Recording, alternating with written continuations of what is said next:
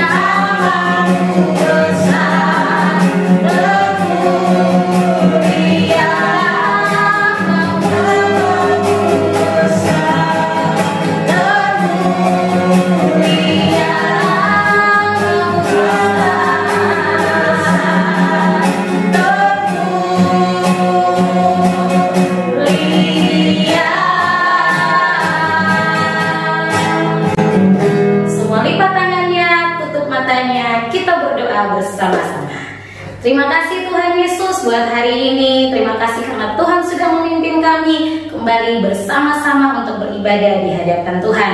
Kami mau bersuka cita dan bergirang-girang bersama-sama. Karena itu mari Roh Kudus hadirlah di tengah-tengah kami, baik setiap kami di tempat ini maupun semua adik-adik yang berada di rumah. Biar kami semua penuh dengan semangat dan sukacita untuk mempermuliakan nama Tuhan.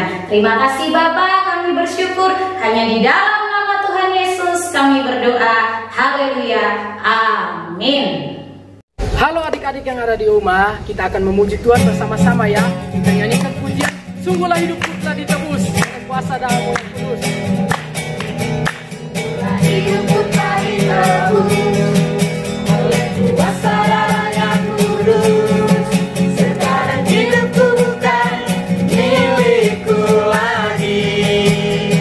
Apapun yang Tuhan mau lakukan,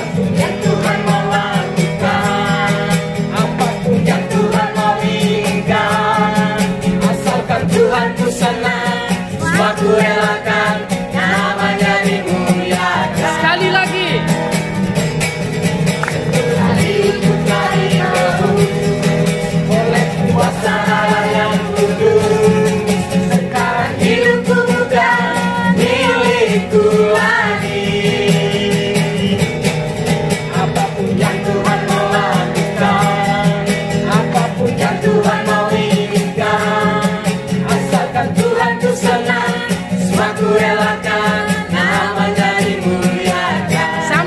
suka-sukamu Tuhan. Suka-sukamu Tuhan, suka-sukamu Tuhan, suka-sukamu Tuhan, suka-sukamu Tuhan, suka-sukamu Tuhan, suka-sukamu Tuhan, suka-sukamu Tuhan, suka-sukamu Tuhan. Dengan suara seruling, Dengan suara seruling yang nyaring terdengar bunyinya, dengan suara kecapi diterbit hingga sampai ke surga, dengan suara genderang ditepuk hingga sampai ke surga, dengan suara nyanyian syukur diberi kasih. haleluya. Haleluya. Oh, haleluya.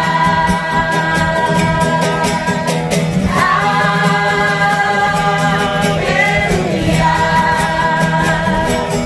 Oh, haleluya. Haleluya.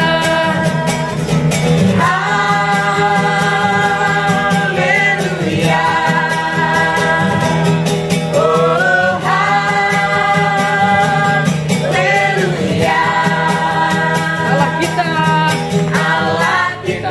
Yesus Tuhan, Juru Selamat penebus kau dan aku. Allah kita,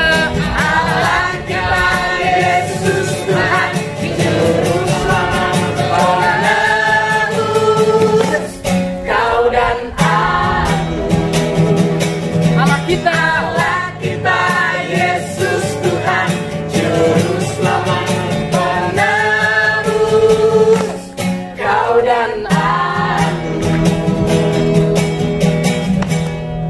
Adik-adik, sebelum kita mendengarkan kebenaran firman Tuhan, mari kita siapkan hati kita. Tapi sebelumnya kita mau nyanyikan satu pujian. Bekerjalah Tuhan di dalam hidup.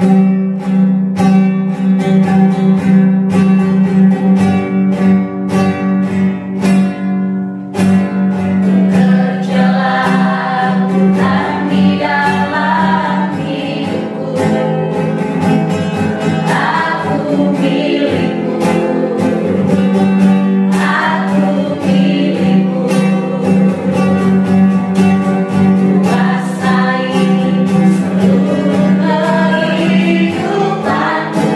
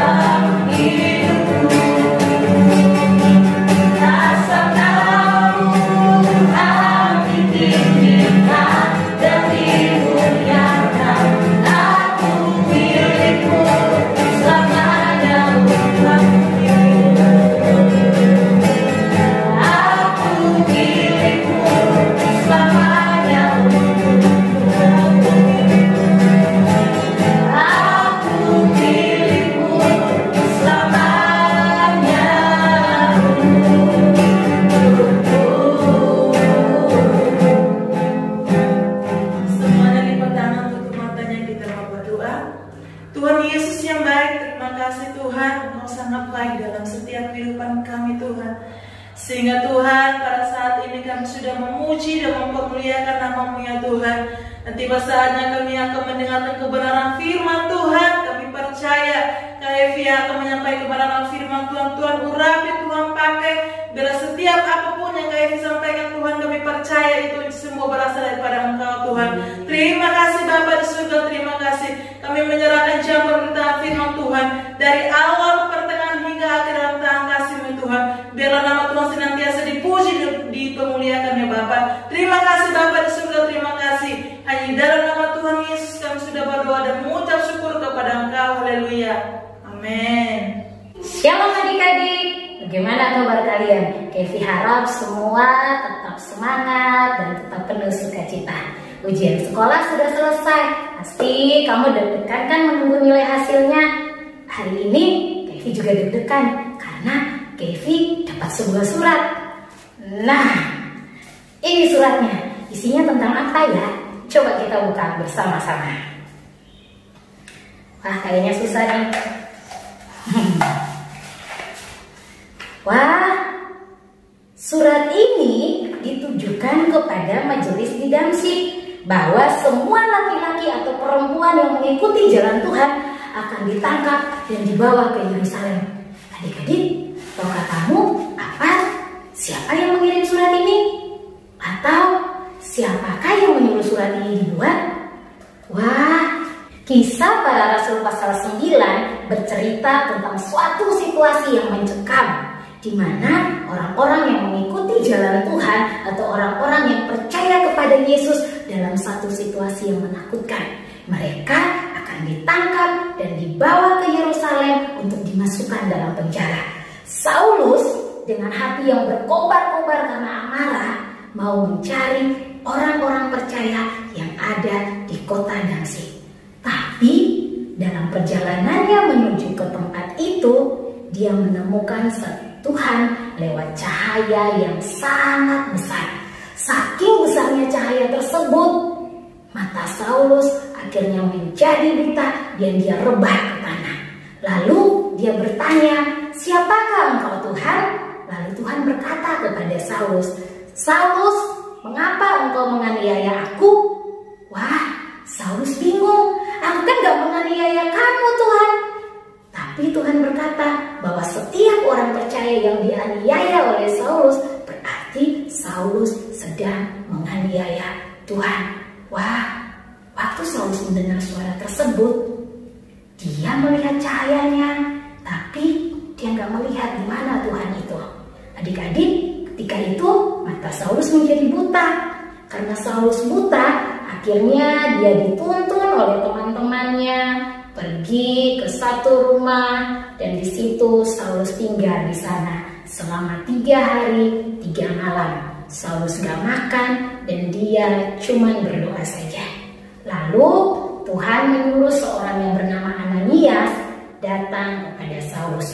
Waktu Tuhan berbicara dengan Ananias, Ananias berkata kepada Tuhan, "Tuhan, lewat kata orang yang aku dengar tentang Saulus, dia itu mau menganiaya semua pengikut Tuhan. Mana mungkin aku pergi kepada dia dan mendoakan dia? Bukankah dia itu orang yang jahat?" Tapi Tuhan katakan kepada Ananias supaya pergi dan berdoa untuk Saulus, karena Tuhan punya sebuah rencana yang besar bagi Saulus. Karena itu Ananias taat. Lalu Ananias pergi ke sana dan berjumpa dengan Saulus. Waktu Ananias berjumpa dengan Saulus, Ananias berbicara sesuatu tentang apa yang Tuhan mau buat Saulus. Kita buka sama-sama Alkitab kita di dalam Kisah Para Rasul pasal 9. Kisah Para Rasul pasal 9 ayatnya yang ke-15 dan 16.